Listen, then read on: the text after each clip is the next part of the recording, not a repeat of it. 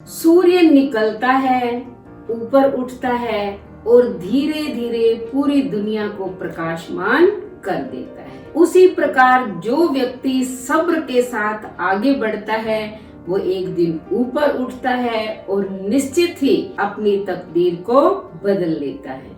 राधे राधे। शर्मा जी की कहानी चैनल पर आप सबका हार्दिक हार्दिक स्वागत, अभिनंदन। बेटा, सब्र, पेशेंस वो आज की युवा पीढ़ी में बहुत कम हो गई है। माता पिता गुरु अगर उन्हें समझाने की कोशिश करते हैं तो वो समझते ही नहीं है। वो समझते हैं कि हम जो कर रहे हैं वही सही है, हम परफेक्ट हो गए हैं, हम अपना 100% कार्य कर रहे हैं, जबकि ऐसा नहीं है। इस संसार के अंदर कोई भी व्यक्ति 100% कार्य कर ही नहीं सकता।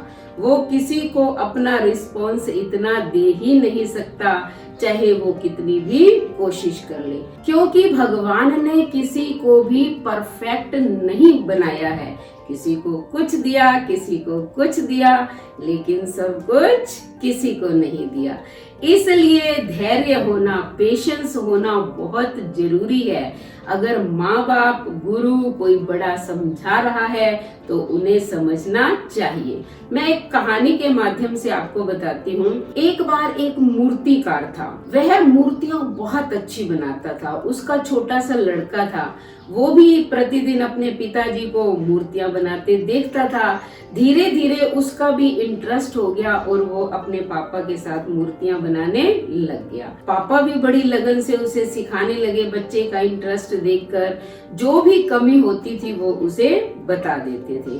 धीरे धीरे बच्चा बड़ा हो गया। अब वो लड़का भी परफेक्ट हो गया, लेकिन उसकी एक आदत थी कि जो भी वो मूर्ति बनाता था अपने पिता को जरूर दिखाता था, और उसके पिता कोई ना कोई कमी उसमें निकाल देते थे और वो उसे सही कर लेता था। अब बच्चा जो है धीरे धीरे ऐसी मूर्तियां बनाने लगा कि देश में तो क्या, विदेश में उसकी मूर्तियां बिकने लगी। उसका मूर्तियों का व्यापार बढ़ गया और वो बहुत ही ज्यादा अपने आप को परफेक्ट समझने लगा। अब एक दिन उसने अपने पिता से कहा कि मैं जो भी मूर्ति बनाता हूँ आप उसमें कमी निकाल देते हो, जबकि मैं तो आपसे भी ज्यादा अच्छी बनाने लग गया हूँ। मेरी मूर्तियाँ इस देश में ही नहीं बिकती हैं, बल्कि विदेशों में भी इनकी डिमांड हो गई है, और देखो मैंने ये व्यापार कहाँ से कहाँ पहुँचा दिया।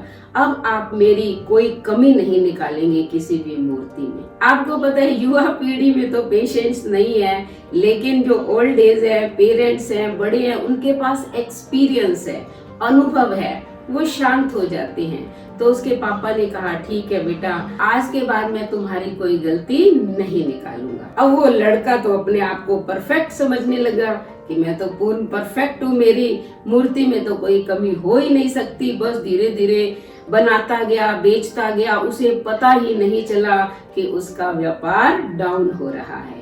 एक दिन जब उसे एहसास हुआ कि विदेशों से तो ऑर्डर आने ही बंद हो गए और अपने देश में भी लोग जो है खरीदते ही नहीं है, कोई ना कोई कमी निकाल कर चले जाते हैं, तो वो एक दिन बहुत उदास होकर बैठा हुआ था।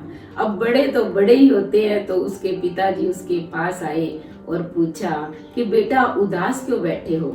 तब उसने कहा कि मैं क्या करूं, मैं दिन रात मेहनत करता हूँ, सुबह उठ के लगता हूँ, रात तक इतना परिश्रम करता हूँ, लेकिन मेरा तो बिजनेस ही लगभग ठप हो गया है। मेरी मूर्तियां जो है वो अब कोई खरीदता ही नहीं है। तब उसके पिता ने समझाया कि बेटा जब तक मैं कमियां निकालता था तब तक तुम सुधार करते थे, अब तुमने सुधार करना छोड़ दिया है, क्योंकि तुम में अहम आ गया है, और ये अहम जो है ये व्यक्ति को ले डूबता है। पतन का कारण अहम ही है, इसलिए व्यक्ति को कभी भी अहंकार नहीं करना चाहिए।